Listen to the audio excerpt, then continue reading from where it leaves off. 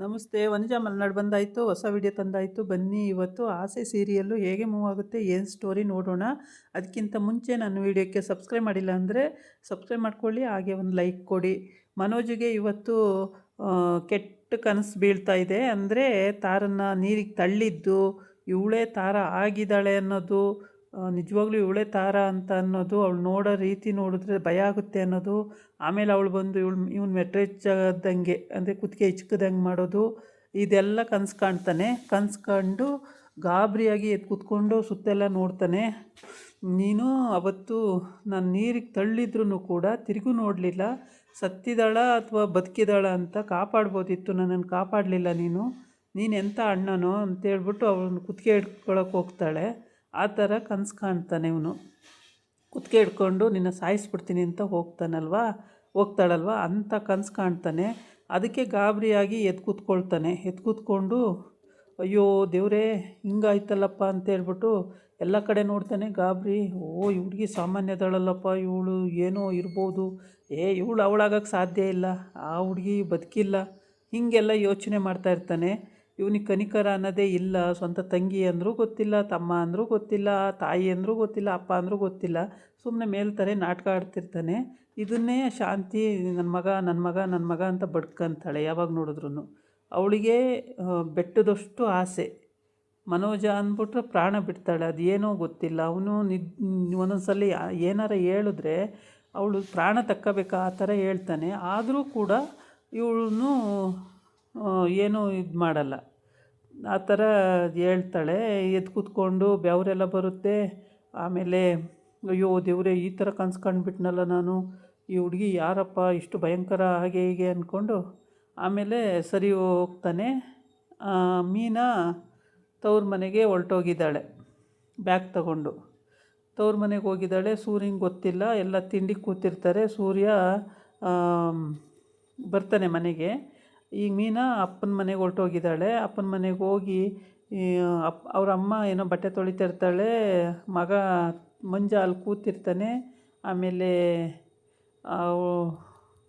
ಇನ್ನೊಬ್ಬಳು ಮಗಳು ಕೂಡ ಬಟ್ಟೆ ಒಣಗಾಕ್ತಾ ಇರ್ತಾಳೆ. ಅವಳು ಕೂಡ ಗಂಡಂದು ಏನೋ ಪ್ರಾಬ್ಲಮ್ ಆಗಿ ಅಲ್ಲಿಗೆ ಬಂದಿದ್ದಾಳೆ. ಅವಳು ಬಟ್ಟೆ ಒಣಗಾಕ್ತಿರ್ತಾಳೆ. ಈ ಕಡೆ ಮೀನೂ ಹೋಗಿ ಬ್ಯಾಗ್ ತಗೊಂಡು ಹೋಗ್ತಾಳೆ. ಬ್ಯಾಗ್ ತಗೊಂಡು ಹೋದ ತಕ್ಷಣ ಎಲ್ಲರಿಗೂ ಶಾಕ್ ಆಗುತ್ತೆ. ಅದೇ ವಿಷಯ ಮಾತಾಡ್ತಿರ್ತಾರೆ. ಅವ್ರ ಅತ್ತೆ ಎಷ್ಟು ಹಿಂಸೆ ಕೊಡ್ತಾ ಇದ್ದಾಳೋ ಏನೋ ಅಕ್ಕಂಗೆ ಅಂತ ಮಂಜ ಹೇಳ್ತವನೆ. ಹೌದು, ಒಂದು ಫೋನ್ ಮಾಡಾರೆ ಕೇಳೋದಲ್ವೇನಮ್ಮ ಅಂತ ಅಂದರೆ, ಅಯ್ಯೋ ಫೋನ್ ಮಾಡಿದರೆ ಎಲ್ಲರೂ ಎತ್ಕೊಂಡು ಅವ್ರು ಏನಾರು ಸಣ್ಣ ಮಾತು ಅಂದ್ಬಿಟ್ರೆ ನನಗೆ ಹಿಂಸೆ ಆಗುತ್ತೆ ಕಣೋ, ಅದಕ್ಕೆ ನಾನು ಫೋನ್ ಮಾಡೋಕ್ಕೆ ಹೋಗಿಲ್ಲ ಅಂತ ಹಿಂಗೆ ಮಾತಾಡ್ತಾ ಇರ್ತಾರೆ. ಹಂಗಂದ್ರೆ ಹೆಂಗಮ್ಮ, ವಿಚಾರಿಸ್ಕೋಬೇಕು ಅಂತ ಇಬ್ಬರು ಹುಡುಗಿ ಹೇಳ್ತಾ ಇರ್ತಾರೆ, ಕಲನೂ ಮಂಜನೂ. ಅದೇ ಟೈಮಿಗೆ ಕರೆಕ್ಟಾಗಿ ಮೀನಾ ಅಲ್ಲಿಗೆ ಬ್ಯಾಗ್ ತಗೊಂಡೋಗಿ ಇಟ್ಬಿಟ್ಟು ಅಲ್ಲಿ ನಿಂತ್ಕೋತಾಳೆ. ಆಮೇಲೆ ಮೀನಾ, ಏನಮ್ಮ ಇದು ಅಂತ, ಅಕ್ಕ ಬ್ಯಾಗ್ ತಗೊಂಡು ಬಂದಿದ್ದಾಳೆ ನೋಡು, ಏನೋ ಗಲಾಟೆ ಆಗಿದೆ ಅಂತ ಮಂಜ ಅಂತಾನೆ. ಆಮೇಲೆ ಸರಿ ಅಂತೇಳ್ಬಿಟ್ಟು ಎಲ್ಲ ವಿಚಾರಿಸ್ತಾರೆ. ಹೌದಮ್ಮ, ನನ್ನಿಂದ ನಮ್ಮ ಮಾವ ಸಾಯ್ತಾರೆ ಅಂತ ಅಂದಮೇಲೆ ನಾನು ಹಿಂಗಮ್ಮ ಮನೇಲಿರಲಿ, ಬೇಡ ಮನೆ, ನನ್ನಿಂದ ನಮ್ಮ ಮಾವ ಸಾಯಬಾರ್ದು, ಅವ್ರು ಚೆನ್ನಾಗಿರಬೇಕು, ಅದಕ್ಕೋಸ್ಕರ ನಾನು ಬಂದುಬಿಟ್ಟೆ ಕಣಮ್ಮ ಅಂತ ಹೇಳ್ತಾಳೆ. ಆಮೇಲೆ ಅಲ್ಲ, ಇದೆಲ್ಲ ಮೂಢನಂಬಿಕೆ ಅಲ್ವಾ ಅಕ್ಕ, ಇದನ್ನೆಲ್ಲ ನಂಬ್ತೀಯ ನೀನು ಅಂತ ಕೇಳ್ತಾನೆ ಮಂಜ. ಹೌದು ಮೂಢನಂಬಿಕೆನೇ, ಆದರೆ ಏನು ಮಾಡೋದು, ಕೆಲವೊಂದೊಂದು ಹಂಗಾದಾಗ ನಾವು ನಂಬಲೇಬೇಕಾಗುತ್ತೆ, ನಂಬಲ್ಲ ಅಂತ ಹೇಳೋಕ್ಕಾಗಲ್ಲ ಅಂತ ಹೇಳ್ತಾಳೆ. ಆವಾಗ ಮಂಜ, ಈ ಕಾಲದಲ್ಲೂ ಇದನ್ನೆಲ್ಲ ನಂಬ್ತಿರಲ್ಲ ಅಂತ. ಅಷ್ಟೊತ್ತಿಗೆ ಅವ್ರ ಅಮ್ಮ ಅಳೋಕ್ಕೆ ಸ್ಟಾರ್ಟ್ ಆಯ್ತಾಳೆ. ನೀನು ಗಂಡನ ಬಿಟ್ಟು ಬಂದರೆ ಜನ ಏನಂತಾರೆ ಮೀನಾ, ಯಾಕೆ ಹಿಂಗೆ ಮಾಡಿಕೊಂಡೆ, ಹಾಗೆ ಹಿಂಗೆ ಅಂತ ಅವಳು ಅಳೋಕ್ಕೆ ಸ್ಟಾರ್ಟ್ ಆಯ್ತಾಳೆ. ಅಳೋಕ್ಕೆ ಸ್ಟಾರ್ಟ್ ಆದ ತಕ್ಷಣವೇ ಸರಿ ಸಮಾಧಾನ ಮಾಡಿ, ಈಗೇನು ನಾನು ಒಳಗೆ ಬರಲ್ಲ, ಹೋಗ್ಲ ಹೊರಗೆ ಎಲ್ಲಾದರೂ ಅಂತ ಕೇಳ್ತಾಳೆ. ಆವಾಗ ಅಯ್ಯೋ ಹಂಗಲ್ಲ ಕಣಮ್ಮ, ಬಾ ಒಳಗೆ ಅಂತ ಕರೀತಾರೆ. ಆಗ ಒಳಗೆ ಹೋಗ್ತಾಳೆ. ಈ ಕಡೆ ಶಾಂತಿ ಎಲ್ಲರಿಗೂ ತಿಂಡಿ ಬಡಿಸ್ತಾ ಇರ್ತಾಳೆ. ಅಂದರೆ ಮನೋಜಿಗೆ ಮಾತ್ರ ಬಡಿಸ್ತಾ ಇರ್ತಾಳೆ. ರವಿ ಬಂದು ಕೂತಿರ್ತಾನೆ, ಅವನ ಕಡೆನೂ ಗಮನನೇ ಇಲ್ಲ. ಮತ್ತು ಸೂರ್ಯ ಬಂದು ಕೇಳ್ತಾನೆ ಮೀನಾ ಇಲ್ಲಿ ಅಂತ. ಅವಳು ಇನ್ನೆಲ್ಲಿರ್ತಾಳೆ, ಅಪ್ಪನ ಮನೆಗೆ ಹೊರಟೋದ್ಲು ಅಂತ ಅಂತಾನೆ. ನೀನು ಯಾಕೆ ಕಳಿಸ್ತೆ ಅಂತಾನೆ. ಅಯ್ಯೋ ನನ್ನ ಮನೆ ಕಣೋ, ನಮ್ಮಪ್ಪ ನನಗೆ ಕೊಟ್ಟಿರೋದು, ಅದನ್ನು ಕೇಳೋಕ್ಕೆ ನೀನು ಯಾವನು ಅಂತ ಹೇಳ್ತಾಳೆ. ಸರಿ ಅಂತೇಳ್ಬಿಟ್ಟು ಅವನು ಹೊರಟೋಯ್ತಾನೆ. ಆಮೇಲೆ ಈ ತಾರ ನೋಡ್ತಾ ನಿಂತಿರ್ತಾಳೆ.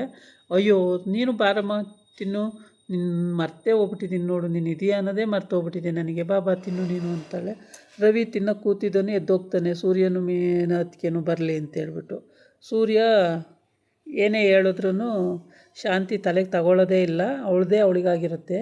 ಹಾಗಾಗಿ ಅವಳು ಎಷ್ಟು ಯೋಚನೆ ಮಾಡ್ತಾನೆ ಅಂದರೆ ಸೂರ್ಯ, ಈ ಮೀನಾ ಯಾಕೆ ಹೋದ್ಲು, ಹೋಗ್ಬಾರ್ದಾಗಿತ್ತು ಅಂತ. ಆದರೆ ಅಲ್ಲಿ ಮನೇಲಿ ಅಷ್ಟು ಟಾರ್ಚರು, ಪ್ರತಿ ಗಂಟೆ ಪ್ರತಿ ನಿಮಿಷಕ್ಕೂ ಪ್ರತಿ ಗಳಿಗೆಗೂ ಮನೆ ಬಿಟ್ಟು ಹೋಗಿ ಅಂದರೆ ಯಾರು ಇರೋಕ್ಕೆ ಸಾಧ್ಯ, ಹೋಗ್ಬಿಡೋಣ ಎಲ್ಲಾದರೂ ನಂಗಾಗುತ್ತೆ.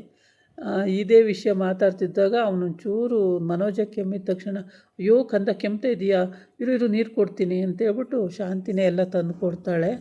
ಆಮೇಲೆ ರವಿಗೆ ಉರಿದೋಗುತ್ತೆ, ಅವನು ಎದ್ದು ಹೋಗ್ತಾನೆ ಆ ಕಡೆಗೆ. ತಾರ ಈ ಕಡೆ ನೋಡ್ತಾ ಸುಮ್ಮನೆ ಇರ್ತಾಳೆ. ಆಮೇಲೆ ಬಾರಮ್ಮ ತಿನ್ನು ಅಂದಾಗ, ಇಲ್ಲ ಅವರು ಬರಲಿ ಸೂರ್ಯ ಅವರು, ಆಮೇಲೆ ಒಟ್ಟಿಗೆ ತಿಂತೀವಿ ಅಂತ ಹೇಳ್ತಾಳೆ. ಅವನು ಇನ್ನೆಲ್ಲಿ ಬರ್ತಾನೆ, ಹೆಂಡ್ತಿ ಮನೆಗೆ ಹೋಗಿರ್ತಾನೆ, ಏನಕ್ಕೆ ಬಂದೆ ಏಕೆ ಬಂದೆ ಅಂತ ಕೇಳೋಕ್ಕೆ ಅಂತ. ಕರ್ಕೊಂಬರ್ತೀನಿ ಹೋಗಿ ಅಂತ ಹೋಗ್ತಾನೆ. ಅವಳು ಜೀವನದಲ್ಲಿ ಬರಲ್ಲ, ನನ್ನ ಒಪ್ಪಿಗೆ ಇಲ್ದಲ್ಲ ಅವಳಿಗೆ ಮನೆ ಕಾಲಿಗಿಡಲ್ಲ, ನೋಡೋಣ ಬಂದ್ಬಿಡು ನೀನು ಅಂತೇಳಿ ಅಂತಾಳೆ. ನಾನು ಬರ್ತೀನಿ ಅಂತ ಅವನು ಹೋಗ್ತಾನೆ. ಇವಳು ಬರೋಗು ನೋಡೋಣ, ಅವಳು ಬಂದುಬಿಟ್ಟಕ್ಕೆ ಹೇಳಿದ್ದು ಕೊಡ್ತೀನಿ ಅಂತ. ಆಮೇಲೆ ಹೀಗೇನೆ ಮಾತುಕತೆ ಮುಂದುವರಿಯುತ್ತೆ. ಆಮೇಲೆ ತಾರನೂ ಕೂರಲ್ಲ ತಿಂಡಿಗೆ, ರವಿನೂ ಕೂರಲ್ಲ ತಿಂಡಿಗೆ. ಮನೋಜ ಒಬ್ಬನೇ ತಿಂಡಿ ತಿಂತಾನೆ. ಮನೋಜಿಗೆ ಹೊಟ್ಟೆ ತುಂಬ ಬಡಿಸ್ತಾಳೆ ಯಾರು, ಶಾಂತಿ. ತಿನ್ನು ಅಂತ ಅವನೊಬ್ಬನಿಗೆ ತಿನ್ನಿಸ್ತಾಳೆ ಹೊರತು ಬೇರೆಯವ್ರ ಬಗ್ಗೆ ಗಮನನೇ ಇಲ್ಲ ಅವಳಿಗೆ. ಅವನು ಎಷ್ಟು ಲಾಸ್ ಮಾಡಿದ್ರು ಅಲ್ಲ, ಎಷ್ಟು ಮನೆ ಹಾಳು ಮಾಡಿದ್ರು ಅಲ್ಲ, ಎಲ್ಲ ಹಾಳು ಮಾಡ್ಕೊಂಡು ಕೂತಿದ್ದಾನೆ. ಮನೆ ಕೂಡ ಅವನ ಹೆಸ್ರು ಬರ್ಕೊಟ್ಟಿದ್ದಾಳೆ. ಅಂಥ ದರಿದ್ರ ಪ್ರೀತಿ ಅವಳಿಗೆ. ಆ ಪ್ರೀತಿ ಮುಂದೆ ಯಾರು ಮಕ್ಕಳು ಗಂಡ ಯಾರು ಕಾಣಿಸೋದೇ ಇಲ್ಲ ಅವಳಿಗೆ. ಗಂಡ ಆಕ್ಸಿಡೆಂಟಲ್ಲಿ ಸಾಯ್ತಾನೆ ಅನ್ನೋ ಒಂದು ಉದ್ದೇಶ ಇಟ್ಕೊಂಡು ಮೀನನ್ನು ಮನೆಯಿಂದ ಆಚೆ ಕಳಿಸಿದ್ದಾಳೆ. ನಾನು ಇರಬೇಡ, ನನ್ನ ಗಂಡ, ನನ್ನ ಮಾಂಗಲ್ಯ ಮುಖ್ಯ, ನಿನ್ನಿಂದ ನನ್ನ ಮಾಂಗಲ್ಯ ಕಳ್ಕೊಂಡ್ಲ, ನನ್ನ ಮಾಂಗಲ್ಯ ಹೋಗುತ್ತೆ, ಹಾಗೆ ಹೀಗೆ ಅಂತ ಏನೇನೋ ರಂಪಾಟ ಮಾಡಿ ಅವನನ್ನು ಕಳಿಸ್ಬಿಟ್ಟಿದ್ದಾಳೆ. ಈಗ ಇವಳೇ ಮಾಡಬೇಕು, ಎಲ್ಲ ಮಾಡ್ಕೊಳ್ತಾ ಇದ್ದಾಳೆ. ಇದಾಗಿತ್ತು ಇವತ್ತಿನ ವಿಡಿಯೋ. ನಾಳೆ ಇನ್ನೊಂದು ವಿಡಿಯೋ ಜೊತೆ ಬರ್ತೀನಿ. ನಮಸ್ಕಾರ.